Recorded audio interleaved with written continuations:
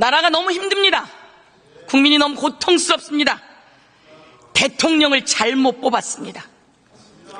대통령이 이렇게까지 무능할 줄은 몰랐습니다.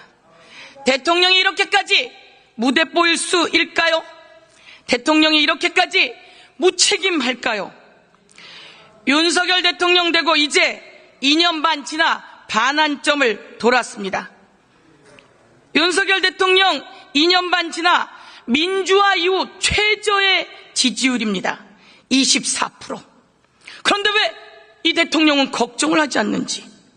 부정은 지지율의 3배가 넘는 67%입니다.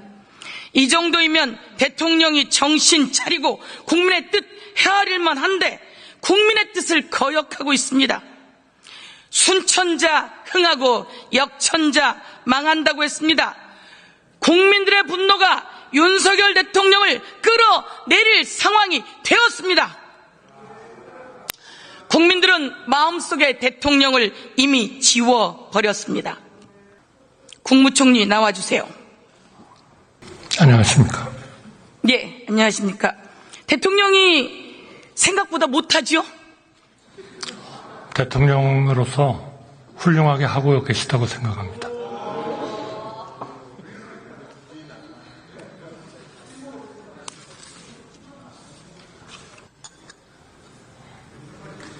지난해 세수평가는 얼마였습니까? 죄송합니다. 지난해 세수평가는 얼마였습니까? 지난해는 56조 정도. 56조 세수평가가 났습니다. 경제가 어렵죠? 경제가 어렵죠? 경제는 회복되고 있습니다. 경제가 어렵죠? 회복되고. 작년엔 세수평가 56조, 올해는 세수평가가 얼마라고 예측되고 있습니까? 글쎄요, 내일 경제 쪽에서 얘기를 하겠습니다만은 한 30조 정도 되지 않나 이렇게 저는 들은 것 같습니다. 그렇습니다. 정확한 숫자는 지난해엔 56조, 올해는 30조 더 늘어날 가능성이 높다고 합니다. 경제가 이렇게 어려워졌는데 대통령이 경제 잘합니까? 윤석열 대통령 경제 잘합니까? 제가 말씀드릴게요. 우선 민생은 아직 어렵습니다. 그러나 경제의 위기를 지난 2년 동안에 극복하고 우리 경제를 회복시키고 그리고 앞으로의 잠재적 성장률을 높이기 위한 개혁의 바탕을 마련했다 이렇게 생각합니다. 어느 정부도 그렇게 하기 쉽지 않습니다. 자, 국무총리가 그런 생각을 하면 안 되죠. 아닙니다. 대통령이 잘못하면 총리라도 정신을 차려야죠. 그건 올바른 국무총리 방향으로 이거 가고 보세요. 있는 겁니다. 네. 코로나 때도 이렇지 않았어요. 코로나를 거쳐오면서 문재인 정부가 흑자를 냈어요. 그런데 윤석열 정부가 경제를 다 망가뜨렸어요. 작년에 56조 세수펑크가 나고 다 망가뜨리고 나서 조금 나아졌다고 하는데 올해도 30조 세수펑크예요. 그런데 나아졌다고 합니까? 대통령이 정신을 못 차리고 경제를 못 챙기면 총리라도 경제를 챙기고 정신을 차리고 국민 앞에 잘못됐다고 하고 대책을 만들어야 되는 거 아니겠습니까? 대책을 만들었기 때문에 우리가 2%로 인플레가 내려가고 올해 2.5% 성장을 하고 770억 불 경상수지 흑자를 내고 그리고 고용률은 역사상 가장 높은 고용률 특히 25세부터 29세까지 72.3%의 고용률을 보이고 정신을 있습니다. 아직도 못 차리고 있군요. 아닙니다. 민생은 어렵습니다. 굉장히 민생이 고통스럽다는 걸 모두 다 느끼고 있는데 그 어려운 코로나 때보다도 더 못하다는데 왜 이렇게 엉뚱한 소리를 해야 되죠? 내가 기재위를 2년 동안 했어요. 그런 동안 매번 하는 이야기가 기재부 장관의 이야기가 그거예요. 의원님 좀 나아집니다. 나아지기는 뭐가 나아졌다는 겁니까? 자, 제가 하나 질문할게요. 화면 한번 틀어봐 주세요. 대통령이 경제도 못 살리고 대통령이 잘하는 게 없어요. 김건희 여사 발언 한번 들어봐 주세요.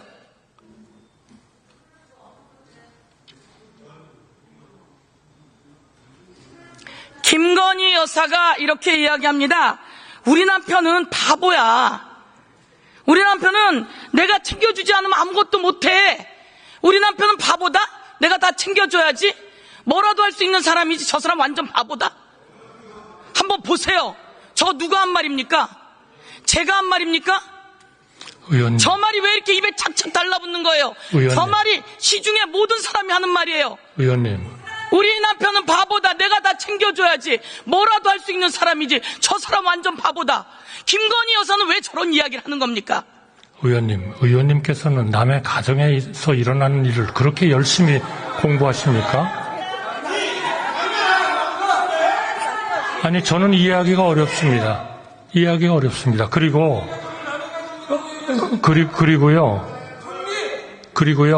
자, 보세요. 도대체 경제가 무조건 어렵다. 네, 제가 말씀드렸습니다. 자, 제가 민생은 아직 완전히 회복 안 됐습니다. 그러나 어느 나라의 경제를 평가할 때 더 잘하겠습니다. 성장이 잘 되고 물가가 안정되고 국제 수지가 흑자가 되고 그리고 고용이 되면 그것이 그래도 그 경제는 선방하고 있는 거지. 그게 못하는 겁니까?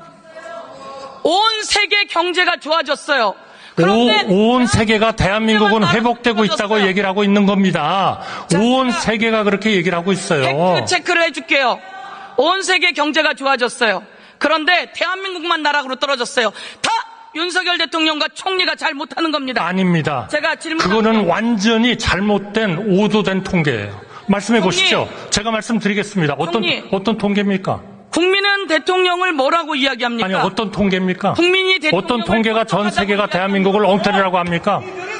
총리, 지난해 전 세계 경제 성장 지수는 2.6까지 가고 있었어요. 올해는 그런데 2.6%잖아요. 우리나라 경제 성장이 몇 가지 찍었습니까? 올해는 2.6%잖아요. 우리나라 경제 성장 몇 가지 찍었어요? 작년 한 해 가지고 먹고 삽니까? 올해 초반에 이러다가 지금 떨어지고 아니, 작년 한 해 가지고 먹고 살아요? 이 사람이 올해 2.5%죠? 내년에 2.2%죠? 잠깐만요. 아니, 저는 윤석열 대통령 되고 얼마 지났어요? 자, 잠깐만 중단하시죠. 잠깐만 중단하세요. 지금 이 자리는 대정부 질의하는 자리입니다. 의원들이 나오셔서 대정부 질의를 하고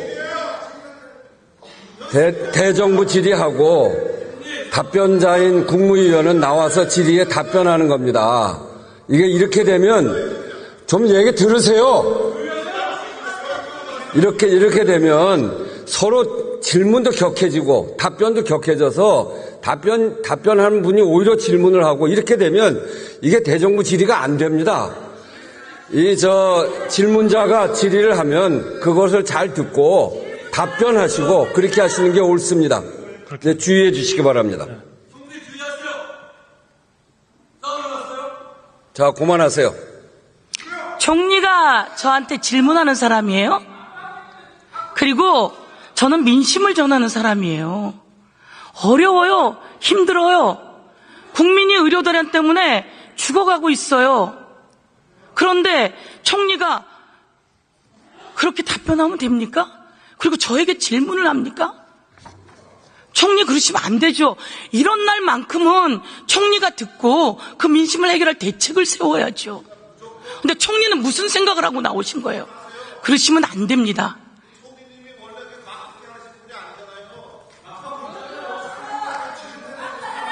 자, 제가 총리 다음부터 그렇게 하지 마세요.